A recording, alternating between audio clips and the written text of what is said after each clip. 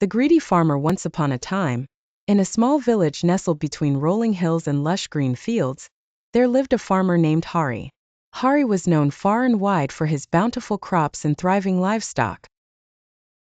His fields were always full of golden wheat, his orchards brimming with ripe fruits, and his barns bursting with healthy animals. But despite all his wealth, Hari was not a happy man. He was greedy and always wanted more. Hari's greed drove him to work his fields and animals harder than any other farmer in the village.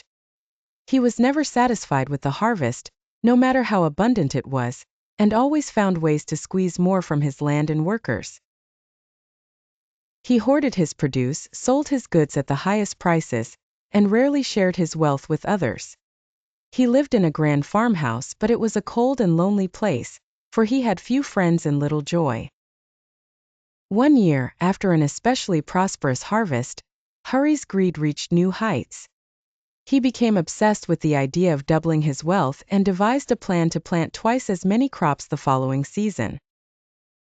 However, to achieve this, he knew he would need more land. Unfortunately, all the land surrounding his farm was owned by his neighbors, who had small plots to feed their own families. Driven by his insatiable desire for more wealth, Hari approached each of his neighbors, offering to buy their land. But the villagers loved their farms, which had been passed down through generations, and they refused to sell. This refusal only fueled Hari's determination, and he began to scheme on how he could get the land without paying for it. One day, as Hari was walking through his fields, he noticed a strange old man sitting under a tree, eating a simple meal. The man was dressed in ragged clothes, and his face was lined with age, but his eyes sparkled with wisdom. Intrigued, Hari approached him. "Old man," Hari said, "what brings you to my fields?" The old man looked up and smiled. "I am but a traveler passing through, seeking shelter and food for the night." Hari, always calculating, thought for a moment. "You may stay at my farmhouse tonight, but in return, you must help me with a task." The old man agreed, and that evening, as they sat by the fire, Hari revealed his plan. "I want to own all the land in this village, but my neighbors refuse to sell. I need your help to convince them to give up their land." The greedy farmer. The old man listened quietly and then asked, "And what will you do with all this land, once you have it?" "I will plant more crops, raise more livestock, and become the richest man in the land," Hari declared, his eyes gleaming with greed. The old man nodded slowly. "Very well, I will help you, but you must do exactly as I say." Hari agreed without hesitation, eager to begin his conquest. The old man then gave Hari a strange-looking seed, unlike any seed the farmer had ever seen before. "Plant this seed in your field at midnight," the old man instructed, "and by morning you will have the means to acquire all the land you desire." Hari took the seed and did as he was told. At midnight, he planted the seed in the middle of his field. As soon as the seed touched the soil, it began to grow at an astonishing rate. By morning, it had sprouted into a massive tree, its branches laden with shiny golden fruit. The sight of the golden fruit filled Hari with delight. "This fruit will make me richer than I ever dreamed," he thought. But when he tried to pluck one of the fruits, the tree spoke in a deep, booming voice. "Greedy farmer, you must not pick the fruit of this tree without paying a price," the tree warned. Hari, too blinded by his greed to heed the warning, demanded, "What price?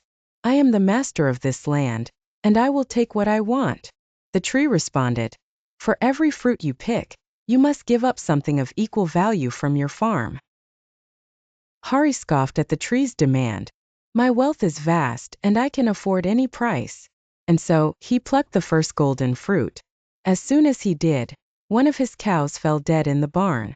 Undeterred, Hari picked another fruit, and a section of his golden wheat field withered and died. Still, he continued, driven by the thought of the riches these fruits would bring him. One by one, he picked the fruits, and with each one, he lost something valuable from his farm: his chickens, his sheep, his crops, and even his prized orchard. By the time Hari had gathered all the golden fruits, his once thriving farm lay in ruins. The barns were empty, the fields barren, and the orchards dead. But Hari, blinded by the glittering gold, didn't notice the devastation around him. He loaded the fruits into a cart and set off for the market to sell them. The greedy farmer, as he reached the village, the people gathered around, amazed at the sight of the golden fruit. Hari boasted of his newfound wealth, but as he tried to sell the fruit, a terrible thing happened. The fruits, which had once glowed with golden light, began to wither and rot before their eyes. The villagers gasped in horror as the fruits turned to dust, leaving nothing behind. Hari was left standing in the middle of the village, his hands empty, his farm destroyed, and his wealth gone. The villagers, who had once envied him, now pitied him. They shook their heads and whispered among themselves about the dangers of greed. Realizing the terrible mistake he had made, Hari returned to his farm, but it was no longer the prosperous place it had once been. The land was barren, the animals were gone, and the farmhouse was empty. All his greed had brought him was ruin. From that day on, Hari lived a humble life, tending to what little was left of his farm. He worked hard to restore his land, but it was never the same. The once greedy farmer had learned a harsh lesson, that true wealth is not measured by gold or possessions, but by the contentment of the heart and the joy of a life well lived. And so Hari spent the rest of his days living simply, sharing what little he had with others, and never again letting greed rule his life.